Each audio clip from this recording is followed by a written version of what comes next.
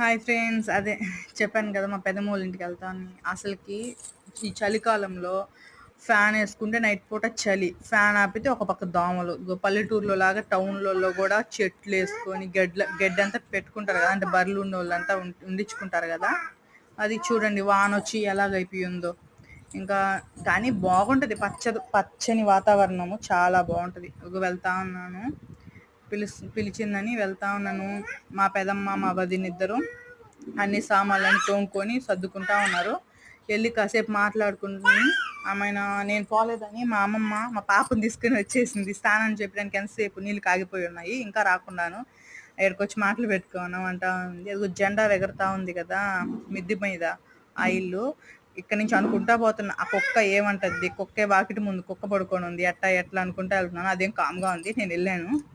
ఆమెనెళ్ళంగానే కుర్చీ ఏశారు. కూర్చొని ఇంక మాట్లాడుకుంటూ